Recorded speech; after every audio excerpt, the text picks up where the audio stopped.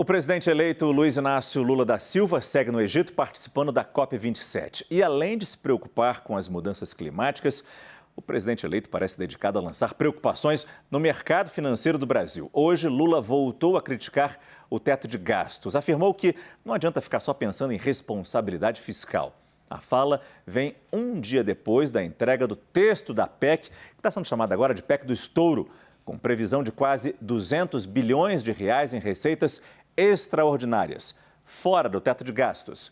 Matias Brotero e Américo Martins estão lá em Sharm el-Sheikh, no Egito, onde acontece a COP, e eles conversam ao vivo com a gente. Matias, Américo, boa noite. Parece que hoje a fala do Lula foi o ponto alto aí na COP27, né? Pois é, Márcio, boa noite. Boa noite, Matias. Boa noite a todos. Eu queria destacar que os encontros que o presidente eleito teve aqui em Sharm el-Sheikh hoje, os encontros abertos, foram essencialmente políticos e políticos relacionados ao Brasil. Ele teve outros encontros e o Matias vai dar os detalhes dos outros encontros e do que aconteceu nos encontros abertos também. Mas os encontros que aconteceram aqui poderiam ter acontecido em qualquer outro lugar, porque tratou-se relativamente pouco da COP nesses eventos abertos. O presidente basicamente se encontrou com apoiadores da sociedade civil e entidades indígenas e no primeiro discurso, que foi logo pela manhã, ele deu 3 avisos de que iria falar uma coisa importante sobre o Brasil. E aí ele veio com a crítica de novo ao teto de gastos. No primeiro momento ele disse que ia aproveitar o fato de que a imprensa estava na sala para poder falar o que disse. Na sequência, ele lembrou que já tinha feito esse discurso, um discurso parecido, durante a campanha e na semana passada. Esse discurso que causou um rebuliço no mercado financeiro na semana passada. E aí ele comentou o que a gente destacou aí na abertura do jornal, que era a questão de que ele sabia que a bolsa ia cair, que o dólar ia subir, mas que era preciso ter paciência. E ele culpou especuladores do mercado que passam o dia, segundo ele, fazendo especulação, não são investidores sérios, nas palavras dele, por esse movimento que ele já tinha antecipado. Então foi um movimento político, no final das contas, num momento político em que ele trocava agrados com gente que o apoia e ele também foi muito cortês e fez um discurso que era foi muito bem recebido por as pessoas que estavam acompanhando lá. Chegou a ser aplaudido nos momentos em que ele disse que o teto de gastos tirava dinheiro da saúde, da educação, da ciência e da cultura. A gente vai analisar bastante essas falas do presidente eleito Luiz Inácio Lula da Silva hoje, durante o nosso Arena Eleições, durante o nosso Prime Time, ainda em formato Arena, melhor dizendo. Mas é importante destacar com o Matias Brotero esses outros encontros que Lula teve, incluindo representantes da sociedade civil e também movimentos indigenistas, né, Matias? Exatamente, Márcio, foram vários compromissos na agenda do presidente eleito Lula, com sociedade civil, representantes da sociedade civil, mas também no cenário internacional. Eu queria começar falando sobre o cenário internacional primeiro. Lula segue a agenda com grandes países com grandes economias, né, com quem ele pode eventualmente negociar assim que ele tomar posse. Hoje, por exemplo, ele voltou a se reunir com integrantes da Noruega, representantes da Noruega, neste caso o ministro, e também da Alemanha.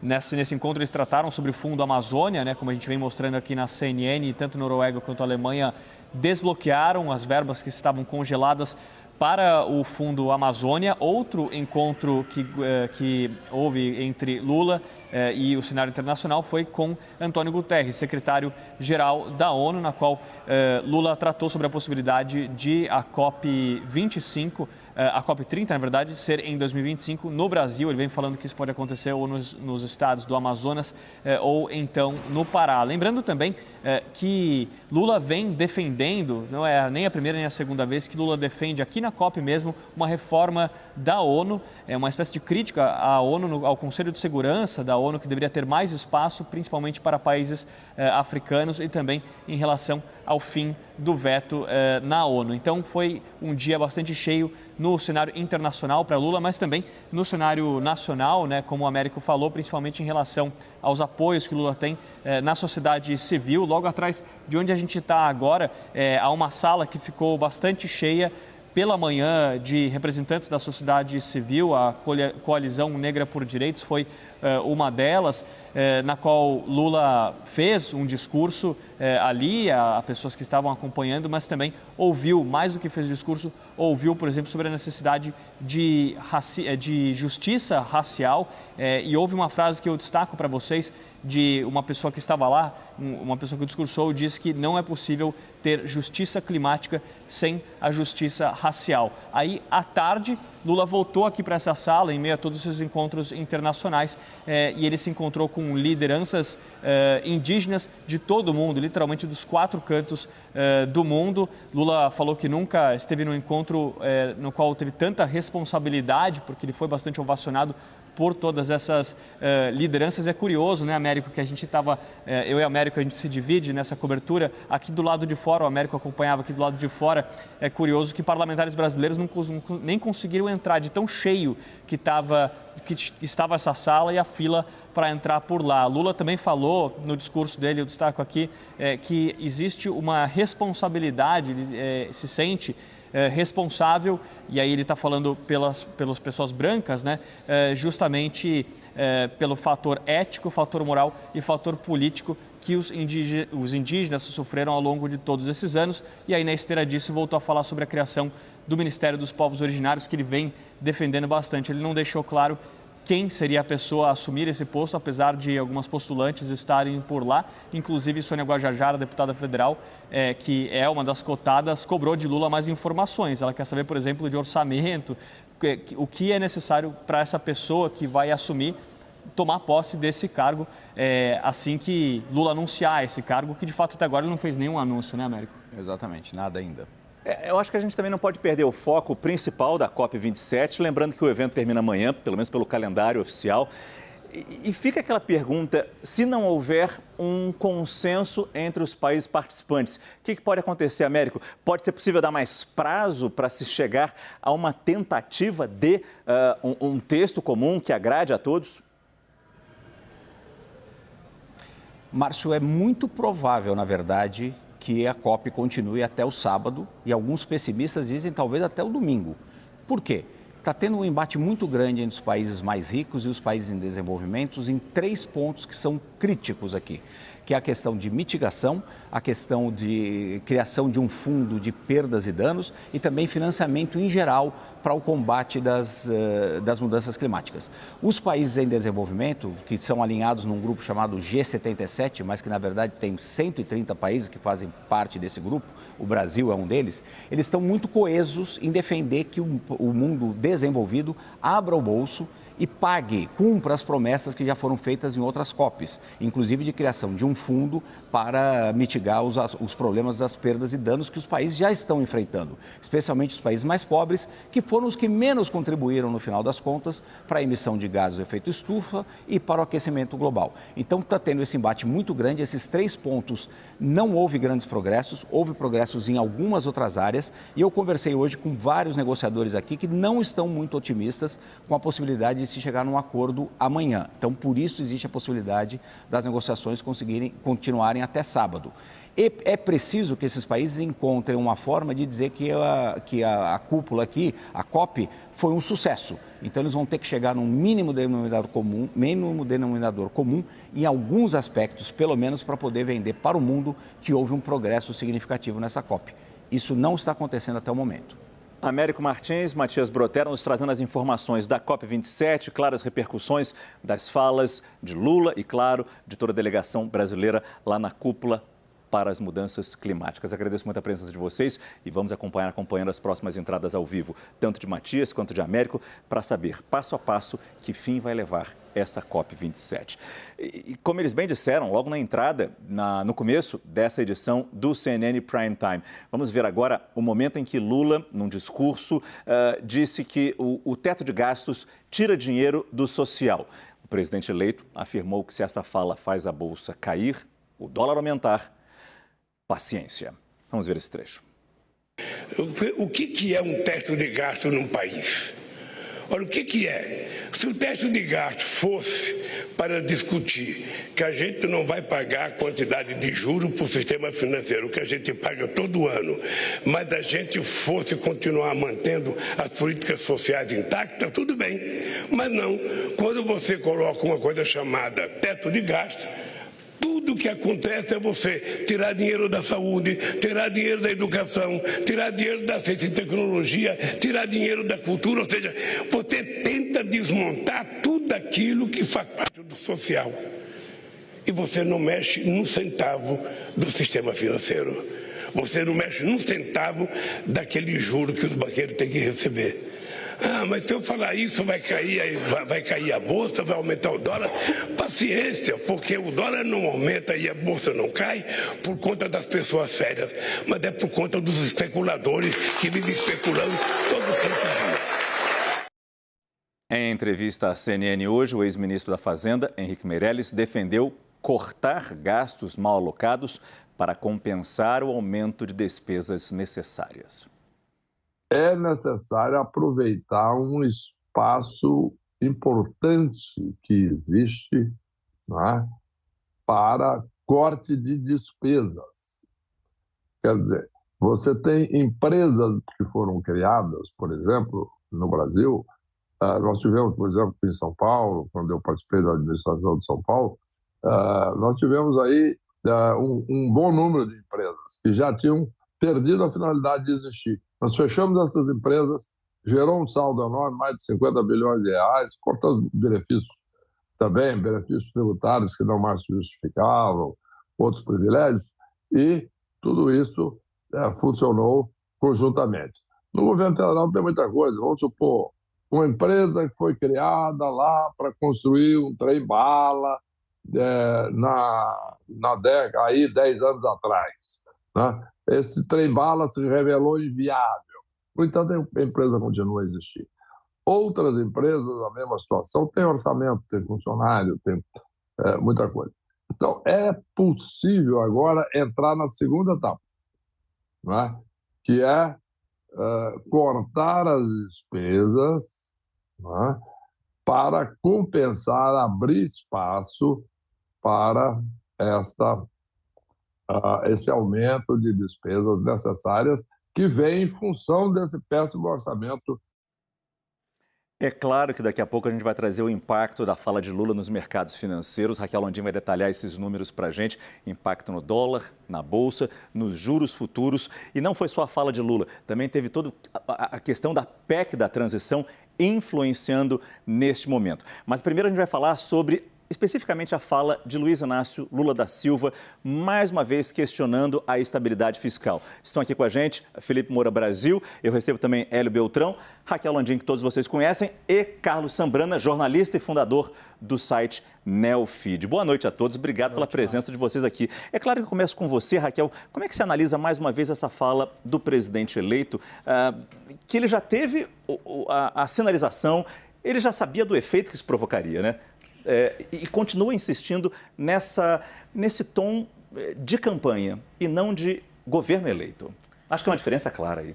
Márcio, boa noite a todos. É muito interessante quando o Américo estava contando que ele aguardou que as pessoas chegassem, que ele perguntou se a imprensa estava por ali. Então, foi uma coisa pensada, pela descrição do Américo no momento em que acabou de ter a apresentação da minuta da PEC do estouro, foi ontem que o vice-presidente eleito Geraldo Alckmin trouxe esse texto. Então, assim, Lula sabia do impacto que teria nos mercados e que efetivamente teve. É um pouco difícil entender qual era o objetivo dele, porque o efeito que a gente assiste hoje no Congresso Nacional, e aí conversei com vários parlamentares, situação, oposição, o próprio Wellington Dias, que é quem está tocando essa negociação pelo PT, soltou um vídeo, é que se aparentemente existia um consenso em torno desta PEC, hoje ele não existe mais. né, um parlamentar agora bastante envolvido na negociação me respondeu, olha, não tem consenso sobre os temas, porque não é mais só o Bolsa Família, agora já tem ali dinheiro para investimento, não tem consenso sobre o prazo. O próprio Wellington Dias fala, nossa, nós defendemos permanente, mas já tem gente dizendo que quer só por um ano. O senador Davi Alcolumbre, que tem uma força importante ali no Senado, é um que já está dizendo isso. Então, assim, parece que enfraqueceu um pouco ali, gerou uma reação dentro do Congresso Nacional por conta do efeito que a gente vê nos mercados e uma reação na própria base, na própria frente ampla do Lula. Os economistas que apoiaram ele, enfim, uma série de fissuras. Então, ainda é um pouco difícil entender aonde que ele está querendo chegar. Ninguém governa contra o mercado, Márcio. Você pode fazer campanha contra o mercado, mas o mercado não é essa entidade secreta. São todos os investidores, grandes, pequenos, que vão lá, colocam o seu dinheiro. E se você tem aumento de dólar, o que vai acontecer é que você gera mais inflação. Você tem juro mais alto, você encarece o crédito para as pequenas e médias empresas. Os especuladores que o Lula tanto criticam é quem dá liquidez para o mercado. Então, assim, não existe esse monstro e ninguém governa contra as forças econômicas. É difícil entender um pouco a lógica. O Sambrano é a primeira vez que ele participa do nosso programa, eu estava explicando para ele, a gente vai fazendo em temas assim. Primeiro vamos falar da fala do Lula, depois vamos falar sobre a PEC de transição. Mas a Raquel já começa a introduzir a PEC de transição, porque é difícil separar as duas coisas, e eu entendo, elas se misturam e causam esse... Acho que eu posso falar um curto-circuito hoje no mercado e na cabeça das pessoas que, de novo, não entendem, ou pelo menos não fica claro qual é o objetivo do ex-presidente ao insistir nesse discurso. Isso não está claro e, de fato, o mercado está confuso. Primeiro, porque se esperava já um furo no teto dos gastos. Isso já era esperado, mas não dessa magnitude, de 200 bilhões de reais. E aí se esperava 200 bilhões de reais para 2023. Aí veio essa proposta agora de manter por 4 anos esse furo no teto, esses 200 bilhões e deixar fora do teto, na verdade, né? Seriam 200 bilhões permanente, né, e fora do teto. E uma questão, eu conversei até com um gestor de uma grande gestora e ele me externou a preocupação do seguinte, falou, eles estão pedindo um cheque em branco sem ter o piloto da pasta no comando. Então, e sem regras do que vai ser essa questão fiscal, qual vai ser o arcabouço fiscal, não se sabe ainda.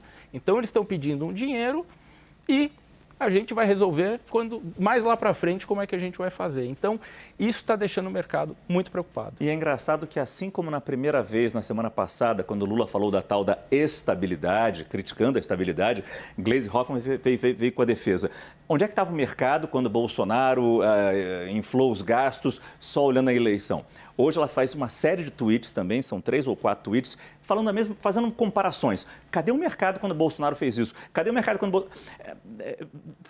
Eu acho que talvez não seja essa a intenção, mas soa como comparar erros do passado, deste governo, na visão dela, por favor, mas com a fala de Lula, que para ela não deveria ter tanto peso assim, já que o mercado teria aliviado problemas do atual governo, Hélio. Pois é, Márcio, a questão é, se você está falando de manter o Auxílio Brasil, o Bolsa Família, você está falando de 50 bilhões de reais por ano. Isso que seria o que o mercado falaria, não, bacana, você quer fazer por um ano 50 bilhões de reais para manter o auxílio? Ok. Eles já vão para 200. Isso leva ao déficit primário que desestabiliza a trajetória da dívida do governo. É isso que o mercado está olhando. Quando você tem, na verdade, eu acho que o Lula cometeu irresponsabilidade vocal. A gente fala aqui sobre responsabilidade fiscal, responsabilidade social, e ele está cometendo irresponsabilidade vocal, porque ele parece não compreender, como a Raquel estava propriamente dizendo, Como é que funcionam as pessoas alocando suas poupanças? Elas querem saber o seguinte, essas políticas vão ser boas para o Brasil, vão atrair investimentos para o Brasil ou não? Se não vão atrair investimentos para o Brasil, se é algo desestabilizador, eu prefiro vender. Vamos aí, compra dólar, vamos embora daqui. Isso é assim que pensa o mercado. Não é especulador, são poupadores, pode ser grandes ou pequenos, mas poupadores. É assim que eles reagem quando vem um discurso que não tem a ver com a realidade do que o governo pode. O governo não pode isso. O que eles querem hoje não é nem explodir o teto, eles querem fazer um rooftop de gastos, com uma laje e uma esbórnia de gastos em cima disso, pedindo isso para o Congresso, para os mercados, falando, vocês precisam entender. Isso muda completamente a lógica do que vinha correndo até aqui. Desculpa. Tem uma informação importante, pegando carona no que o Hélio falou, de quem não é só o especulador que se preocupa com isso. Eu conversei hoje com o Roberto Lee, que é CEO da Avenue, que é uma empresa dedicada a investimento de brasileiros no exterior. E ele me falou que desde a eleição do Lula, nunca viu um nível de captação tão grande de brasileiro mandando dinheiro para fora. Aí eu perguntei para ele, mas dinheiro de grandes investidores? Não é dinheiro de grandes investidores, é dinheiro de investidores, assim, óbvio, são valores altos, 50 mil, 100 mil reais, mas não chega nem perto do que no passado a gente via quando os grandes investidores mandavam dinheiro para fora do Brasil. E hoje, ele me disse que hoje foi um dos dias recorde de captação por conta dessa fala do Lula. E nem a fala de Henrique Meirelles, né, Felipe? Henrique Meirelles defendendo uma defesa, um limite de gastos, nem isso adiantou. O estrago foi grande, a gente vai trazer esses detalhes daqui a pouco. Mas não seria diferente, né? A gente já sabia o que poderia acontecer se Lula voltasse a repetir críticas do mesmo teor de a tal da estabilidade. Boa noite, Felipe. Boa noite, Márcio. Boa noite a todos. Eu vejo essa reação de todos os economistas mais liberais e do Henrique Meirelles, que já teve ali uma posição de destaque no começo dos governos do PT, mas eu tenho uma certa crítica também àqueles que se dizem surpresos, porque esse é o Lula. Essa separação que é feita é um recorte da realidade que o Lula de 2003 era outro. O Lula de 2003 estava chegando ao poder naquele momento, ele teve que fazer as concessões, ele teve que fazer ali uma gestão de acordo com a bonança que o país tinha naquele momento, com uma hiperinflação debelada, com um ciclo favorável de commodities, mas tudo que ele está fazendo agora legitima aquilo que vem comentando nos últimos anos, não sou o único, que o Lula implementou a filosofia de gastos que veio a estourar no colo de Dilma Rousseff. Então, assim, essas declarações dele mostram que a ideia dele também está por trás da crise econômica decorrente da gestão irresponsável do ponto de vista fiscal do governo Dilma. Então, essa tentativa de descolar o Lula do governo Dilma está sendo, como é que eu posso dizer, neutralizada pelas falas do próprio Lula de agora. Esse sempre foi o Lula. Ele está falando isso há anos e falou ao longo da corrida eleitoral de maneiras mais suaves, eventualmente camuflando a sua ideia, mas falou ali de acabar com o teto de gastos, etc. Agora se fala de 200 bilhões de reais fora do teto, sem um planejamento de uma nova âncora fiscal. Você tem economistas aí, tem a equipe técnica do Tesouro, o Felipe Salto, que estão propondo aí um parâmetro com base na dívida, que é um certo afrouxamento do teto de gastos, que o que os políticos fazem sempre que encontram restrições aos seus interesses. Foi assim com a legislação penal, foi assim com a lei de improbidade administrativa, agora é com o teto de gastos. Mas a gente sente que tudo está sendo feito no improviso, na base do atropelamento, por gente teimosa, muitos dos quais ficaram impunes em razão daquilo que fizeram ao longo dos governos do PT, muitos dos quais acusaram a oposição de ter sido responsável pela crise econômica que veio em decorrência da gestão irresponsável no governo Dilma. Então, assim, é como se eles não tivessem responsabilidade por nada e não tivessem aprendido nada. Eles querem fazer tudo da maneira como eles já queriam fazer lá atrás, achando que o resultado vai ser diferente, porque agora eles voltaram ao poder e estão se sentindo bastante à vontade. Então, assim, é claro que com o dólar alto, em consequência dessa sinalização negativa para o mercado, você tem um aumento da inflação, isso vem com arroxo salarial, isso prejudica os pobres, aumentando o custo de vida.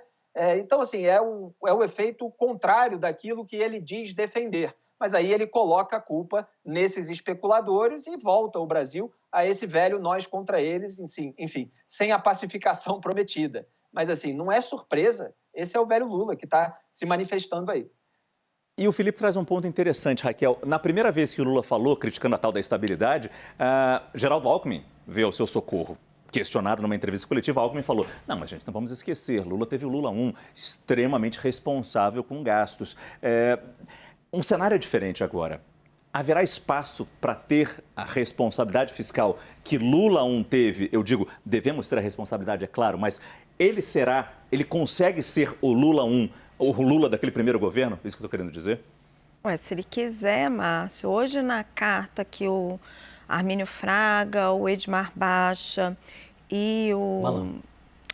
Obrigada, Hélio. O Pedro Malan escrevem para o Lula, publicada na Folha de São Paulo. Uma carta aberta, né? Uma carta aberta. Eles dizem exatamente isso. Eles falam: presidente, o senhor fala do seu histórico, isso basta? Não, não basta. Infelizmente, não basta. Porque assim, o Brasil está num momento muito mais complicado do que quando ele assumiu lá atrás. Você tinha naquele momento um boom de commodities, que hoje até você teve um certo aumento de preços, mas a gente não está mais naquele cenário. Então, assim, é um momento muito mais difícil e é interessante de observar. Eu conversava com um grande empresário mais cedo que esteve no Egito. Você tem... Esse momento do Lula lá no Egito era muito aguardado por grandes empresas brasileiras, porque é um momento para você destravar a chegada de capital para o Brasil. Então, essa virada de chave que era esperada e foi o que realmente aconteceu, esse reposicionamento do Brasil no cenário internacional, porque o governo Bolsonaro nessa área foi um desastre, era muito aguardado. E ele foi exatamente dentro do script. E trouxe essa mensagem para atrair esse investimento. Só que quando ele dá esse outro sinal do lado fiscal, ele afasta o investimento. Não só do investidor estrangeiro, mas também do investidor local. E é um discurso totalmente desconexo, porque no discurso do PT é o investimento público que vai fazer esse papel. Eles estão pleiteando mais gasto fora do teto e dentro do teto, porque não vamos esquecer que tem mais de 100 bilhões, 105 bilhões ali dentro do orçamento que foram liberados para que o investimento público faça esse papel. Só que com essa desordem fiscal, você afasta o investimento estrangeiro, você afasta o investimento privado, nacional. Esse mesmo investimento que ele está indo lá fora buscar quando ele muda o posicionamento ambiental do Brasil. Então, assim, realmente é muito difícil de entender. Isso, claro. Sobre esse tema de ser diferente de 2003, não é só que a gente não tenha um ciclo de commodities. O mundo hoje é muito mais endividado do que era naquela época. Então, a gente viu o trailer do que pode acontecer com o governo Lula agora na Inglaterra, um país rico. A Liz Truss propôs um orçamento público com um déficit gigante, muito parecido com o que está sendo falado aqui, e ela não sobreviveu. Ela propôs cortar impostos e manter os gastos altos, que é mais ou menos o que a gente está fazendo. Ela teve que trocar o ministro da Economia, o Chancellor of the Exchequer, mas mesmo assim não resistiu, porque o mercado forçou. Isso aí é insustentável. Ela caiu, o governo foi de menor duração em séculos de história do Reino Unido. Então está aí o trailer para o pessoal observar. Eu fico imaginando que o grupo de trabalho, que tem Pércio Arida e André Lara Rezende, entre outras pessoas, claro, mas destaca a presença de Pércio Arida e André Lara Rezende, pais do Plano Real. Como eles analisam essas falas de Lula? Eles não assinaram a carta aberta hoje, mas fico pensando o que eles estariam pensando ao fazer parte deste grupo de transição, do grupo da economia, está enfrentando esta fala, que é uma realidade, tão diferente do que eles acreditam. Pois é. E eu acho difícil de que eles concordem com o que o Lula está externando e falando, o que ele falou no Egito. É muito difícil acreditar que esses economistas, que foram os pais do real, como você disse, e da estabilidade, que trouxe estabilidade para o país num período muito turbulento, sejam a favor disso. O Pércio Arida acho que já deu até algumas indicações, algumas declarações contrárias a isso. Né? E eu acho que precisa fazer uma diferença também entre o Pércio e o André. As pessoas têm muito essa na cabeça, essa mesma visão, porque os dois foram pais do Plano Real, mas o André teve uma mudança no pensamento dele. Hoje ele defende muito mais a questão de que você pode se endividar para estimular o crescimento, bem... É uma linha parecida com o que está dizendo o Lula. Eu não diria que é igual, mas é parecida. Eu acho que o Pércio está mais isolado, mais sozinho ali na defesa da responsabilidade fiscal. Às vezes as pessoas não se dão muito conta disso. O André deu uma entrevista recentemente, inclusive para o Neofeed, no qual ele diz que o mercado, dias antes da eleição, que o mercado faz chantagem com essa questão de que o dinheiro vai embora do Brasil, de que os investidores vão sumir, enfim. Ele diz que isso não vai acontecer e ele defende o furo do teto dos gastos.